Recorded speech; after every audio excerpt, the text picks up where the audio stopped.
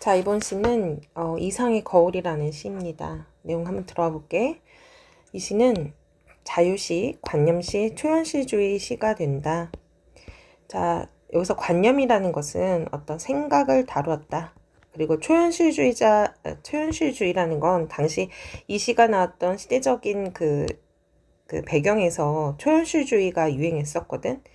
자, 초현실주의라는 것은 무엇이냐면 현실을 말 그대로 초월한 거야. 그래서 어떤 인간의 내면을 다룬다거나 아니면 인간의 무의식을 다룬다거나 그런 것들, 보이지 않는 그 너머를 다루는 걸 초현실주의라고 하는 거야. 이 시의 성격은 심리적, 그리고 관념적, 주지적, 실험적이라고 봐. 주지적이라는 말 잠깐만 알아보자. 주지적이라는 것은 시에서나 문학에서 많이 표현하는 표현인데 이것은 자신의 어떤 감정이나 어떤 본능을 가지고 주로 담는다기보다는 최대한 이성적으로 표현하고 그리고 어떤 지성 그리고 어떤 무언가를 객관성을 갖고 얘기를 하는 걸 주지적이라고 얘기하는 겁니다. 자, 그러면 이 시의 제재는 거울 속에 비친 자아를 다루고 있다. 주제, 분열되어 합일하지, 그러니까 하나로 하지 못하는 자의식의 세계와 현대인의 불안의식을 나타내고 있다. 특징, 띄어쓰기를 하지 않았다. 그 이유는 바로 어떤 불안한 뭘 나타내기 위해서, 어떤 의식을 나타내기 위해서 또는 자아를 나타내기 위해서 띄어쓰기를 사용하지 않았다. 또한 의식의 흐름에 따라 시상을 전개했다라는 거예요.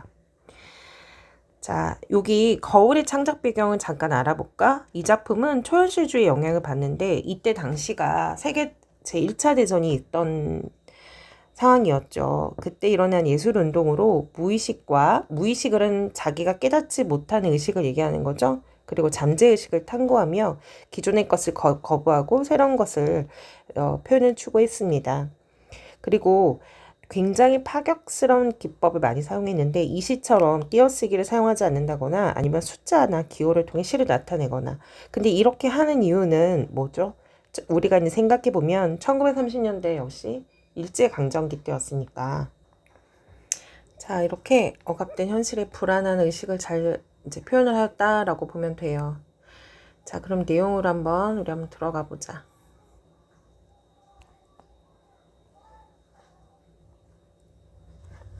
거울 이상, 거울 속에는 소리가 없소. 역시 띄어쓰기가 사용이 됐다 안 됐다? 네, 띄어쓰기가 사용이 되지 않았다. 자, 그렇게 하는 이유는 왜 그런 거죠, 얘들아? 네, 어떤 불안한 어떤 의식, 자아의식을 표현을 하고 있다. 자, 이어서 거울 속에는 소리가 없대요. 자, 소리가 없죠. 왜 그러냐면 당연히 거울 속의 세계니까요. 근데 어떻게 보면 단절된 어떤 세계, 또 다른 세계를 의미한다. 네, 단절된 세계를 의미한다. 저렇게까지 조용한 세상은 참 없을 것이요. 당연히 현실과 그죠? 조용한 세상, 즉 현실과 반대인 세상이 되는 거죠. 현실과 반대가 되는 세계가 되는 거예요. 거울 속에도 내게 귀가 있소. 자, 하지만 아무 소리도 없는 그 거울 속이더라도 여기서의 나 누구 얘기하는 거죠? 화자 얘기하는 거죠. 자, 근데 여기서의 화자는 진짜 실제 하는 화자가 아니고요. 뭡니까? 네, 거울 속에 있는 화자예요. 거울 속 화자를 얘기하는 거다. 자, 그러면 여기서 여러분이 요거 구별해 주셔야 돼요. 진짜 바깥에서의 화자와 거울에 비친 나는 또 다르잖아요. 이거 구별해 주세요. 근데 귀가 역시 있대요. 거울 속에 나도.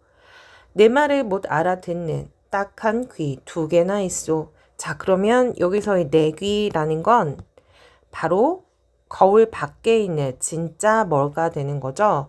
화자가 되는 거예요. 자, 그러면 이 거울 속의 화자는 이렇게 가볼까, 얘들아? 자, 내면이라고 본다면 내면적 자, 나의 자라고 본다면 이 거울 밖에 있는 나는 당연히 이 현실적인 나를 얘기하는 거야. 현실적 자. 자, 우리가 사람이 이렇게 그냥 사람이라는 잠깐만 다른 표현이지만 사람이 이렇게 존재를 해. 뭐 이상하다 얘들아. 사람이 있으면 이 사람의 머릿속에는 입이 이렇게 있어요. 그럼 사람의 머릿속에는 의식이라는 거 있어요. 의식은 우리가 인지할 수 있어요. 네. 하지만 우리 사람의 머릿속에 있는 많은 구성을 하고 있는 것은 내면이라고 부르죠. 어떻게 보면 잘 인지하지 못하는 무의식이 될 수도 있거든요. 이 내면이 있어요. 그죠? 여기는 우리가 의식할 수 있는 의식이고요. 자, 그러면 우리가 사실 잘 인지하지 못하는 이 부분, 이것을 우리가 자아라고도 할 수 있잖아요. 근데 이제 자아도 내가 인지할 수 있는, 의식할 수 있는 자아는 그래도 현실에 가까운 현실적 자아죠. 네. 하지만 인지할 수 없는 자아는 내면의 자아라고 볼 수 있는 거예요. 내면이나 아니면 무의식의 자아가 되는 거예요. 여기는 의식이고요. 그러면 거울 속에 있는 밖은요, 바로 의식할 수 있는 자아고요. 거울 안에 있는 내면은요, 내가 의식이 잘 안 되는, 나의 숨겨진 그 내면의 자아라고 여러분 이해를 하시면 돼요. 자, 그럼 난 다시 내용 들어가 볼게요. 자, 그래서 여기 마찬가지야. 거울 속에 있는 그 내면적 자아가 있어요. 이건 잘 의식이 안 되는 자아죠. 네. 있다면 바깥에 있는 현실의 자아가 있어요. 근데 이것을 내 말을 못 알아듣는데요. 딱한 귀, 누구죠? 바로 내면의 자아는 내 말을 잘 듣지 못한다라고 합니다. 자, 그러면 이렇게 해석이 되네요. 자, 거울이라는 곳을 통해서 화자는 내면적 자아, 진짜 숨겨진 나의 마음, 자아와 현실적 자아가 서로 소통이 가능한 거예요. 네, 거울이라는 걸 통해 일종의 매개체 역할은 하지만 사실은요, 뭐를 만드는 거죠, 얘들아? 그쵸, 단절을 시키죠, 단절.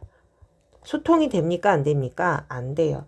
단절이 되고요, 분열이 되는 거야, 분열. 자, 이어서 보겠습니다. 거울 속에 나는 왼손잡이요. 자, 거울 속에 나는, 당연히 거울에서 봤을 때는 좌우가 바뀌잖아, 얘들아. 자, 그러면 거울 속에 나는 역시 거울 안에 내면의 나입니다. 나는 왼손잡이고요. 그죠? 이건 거울의 원래 특성이에요. 그 내면의 자아죠. 내 악수를 받을 줄 모르는, 악수를 모르는 왼손잡이요. 자, 여기서 내 악수를 받지 못한다. 여기는 현실의 자아를 얘기하는 거죠. 네, 현실이에요, 현실. 그래서 악수를 모르는 왼손잡이래요. 누가요? 거울 속에 있는 자아가 그렇다라는 거야. 역시 마찬가지입니다. 근데 여기서 중요한 건 악수를 하고 싶대잖아. 그러면 어쩌면 받아들이고 싶은 거예요. 뭐냐? 이 내면의 자아와 현실의 자아는 서로 받아들이고 싶은 거죠. 화해를 하고 싶다. 화해라는 뭐 싸운 건 아니지만 소통하고 합하고 싶어. 하지만 역시 그게 가능합니까? 악수를 하지 못하잖아요. 역시 합할 수 없어. 하나가 될 수 없다라고 얘기를 하는 거예요. 자, 이어서 볼게요. 거울 때문에 나는 거울 속의 나를 만져보지 못한로 그로마는 자, 여기서의 나는 어떤 나죠? 네, 현실의 나예요. 자, 선생님이 미리 표시를 해볼게요. 미리 현실의 나를 세모로, 빨간 색깔 세모로 하고요. 자, 그 다음에 자아, 내면의 자아는 네, 이렇게 동글뱅이로 해볼게요. 자, 그럼 해석 한번 해보자. 거울 때문에, 거울이 어떻게 하는 역할이에요? 네, 단절을 시키죠. 단절. 때문에 나는, 현실의 나는 거울 속에 내면의 나를 만져보지 못한다. 그리고 거울이 아니었들, 나, 현실의 나는 거울 속의 나를 만나보기만이라도 했겠소. 라고 합니다. 자, 여기서는 이 거울의 본격적인 진짜 두 가지 특성이 잘 보여주는 거예요. 거울은 자, 바로 현실의 자아와 그리고 내면의 자아를 연결해 줄 수도 있어요. 그쵸? 왜냐면 일단 첫 번째, 매개체는 하잖아요. 연결은 하잖아. 왜냐면 거울이 없었다면 내면의 나를 알 수 없었겠지. 하지만 어떻습니까? 매개체로 통해 연결을 하지만 이로 인해 정말 이 안에 내면의 나는 또 다르구나 라는 어떤 단절의 경험도 할 수 있는 거예요. 단절을 의미하는 거예요. 그러니까 일종의 거울은 이런 이중적 속성을 둘 다 가지고 있더라. 즉 연결과 단절을 이루게 해준다라는 겁니다. 자, 이어서 보겠습니다. 나는 지금 거울을 안 가졌소마는 여기서의 나도 현실 속의 나를 얘기하는 거죠. 나는 지금의 거울을 안 가졌소마는 거울 속에 늘 거울 속에 뭐가 있다? 네. 거울 속에는 내가 있어요. 내가라는 건 당연히 내면의 나를 얘기하는 거죠. 잘은 모르지만 외로운 사업에 골몰할게요. 자, 아마도 그 내면의 나는 어떻다라는 거예요. 네, 아마 추측을 해보면 현실의 어떤 통제에서 벗어나 뭘 하고 있겠다라는 거요. 네, 벗어난 내면적 자아를 얘기하는 거예요.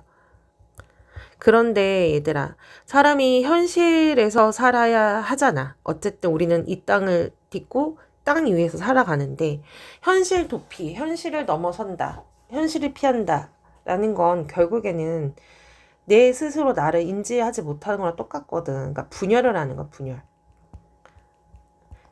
선생님이 잠깐 다른 얘기지만 예를 들어서 이런 게 있습니다.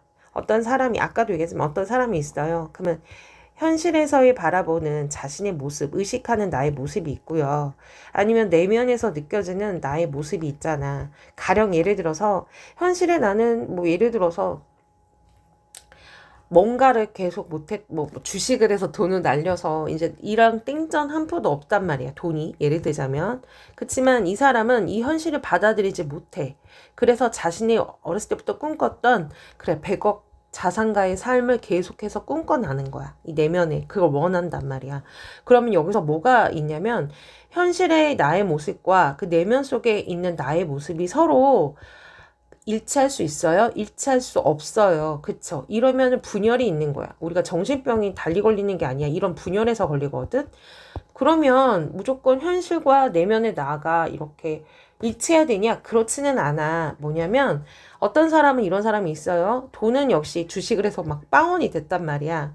근데 내면에 나는 그 100억 자산을 원해. 예를 들어서. 하지만 내면에 내가 조금 더 그리고 현실에 내가 조금 더 맞춰갈 수 있잖아. 100억의 꿈이 있지만 이거 현실이 어려워. 그러니까 나는 이렇게까지 그래도 알뜰히 살뜰히 모아서 저금할 거야 라고 하면서 어느 정도 내면에 있는 내가 원하는 자아와 현실의 자아가 어느 정도 이렇게 약간은 차이가 있지만 이렇게 소통하거나 만날 수가 있거든. 기본적으로 완전히 만나지는 못한다고 해요. 정신과적으로. 하지만 여기서 이상의 시에서의 거울에서의 이 화자는 완전히 어떻게 되는 거야? 분열을 하고 있는 거죠. 이해 갔죠? 자, 그럼 다시 내용 들어가 볼게요. 거울 속에 나는 참 나와는 반대요만은 거울 속에 나는 뭐죠? 내면의 나를 얘기하는 거니까 이렇게 참 나와 참 나라는 건 당연히 뭘까요? 네, 참 나는 현실 속에서의 나죠. 그죠? 현실 속의 나입니다. 나와는 어떻다라고 해요. 반대요만은 그래도 꽤 또 닮았어요. 라고 얘기합니다. 자, 그렇죠. 왜 그러냐면 모순이 일어날 수밖에 없습니다. 그렇죠. 거울 속에 있는 나와 반대지만 그래도 어떻습니까? 왜 닮았다라고 하냐면 거울은요. 그 모습을 뭐 하는 역할을 합니까? 모습을 비추는 역할을 하잖아요. 하지만 그 모습을 비추더라도 어때요? 반대가 될 수밖에 없죠. 그죠? 그래서 여기에는 양면의 어떤 이중성이 다 있는 거예요. 그러니까 모순성이 존재합니다. 다른 것 같지만 같은 것 같고 하지만 다른 것. 모순적. 나는 거울 속의 나를 역시 마찬가지예요. 현실에서의 나는 현실에서의 나입니다. 현실에서의 나는 거울 속에서의 나를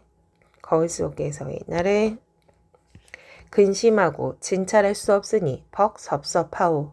자, 그렇다는 얘기는 이렇게 해석이 돼요. 사실 현실에서의 내가 뭐를 통제를 해야 되니 얘들아. 그쵸. 내면의 나. 내면의 나를 일종의 어떻게 하냐, 제어를 할 수 있어야 되거나 이래야 되는데 그것이 가능하다 안 한다? 못하는 거야. 그래서 뭐가 온다라는 거예요. 예, 분열이 오는 거예요. 자아 분열. 자, 그래서 6년에서는 결국에는 이런 이 내면에 있는 나의 모습과 현실의 내가 하나가 되지 못해요. 그래서 분열을 하는 그런 내용의 안타까움을 다루고 있습니다. 자, 그래서 이 시가 참 어떻게 보면은 쉬우면서도 어려운 의미가 될 수 있지요. 근데 어쩌면 이상이 일제강점기에 놓여져 있던 엘리트였고 그때 당시에 세계대전이 막 일어난 상황이야. 그러면 누구나도 불안함을 느낄 수 있지 않을까. 자신의 현실적인 삶과 자기가 꿈꿔오는 삶, 그런 모습들이 이 시에서 이 분열된 자아, 즉 합일되지 못하는 자아의 이 불안한 의식에 잘 표현하고 있다라는 겁니다. 그리고 이 시의 전반적인 내용은 이 화자의 어떤 생각의 변화, 의식의 흐름에 따라 시상이 전개가 되고 있다라고 여러분 이해하시면 됩니다. 그러면 한번 각자 정리해보고 이렇게 내용 정리해보세요.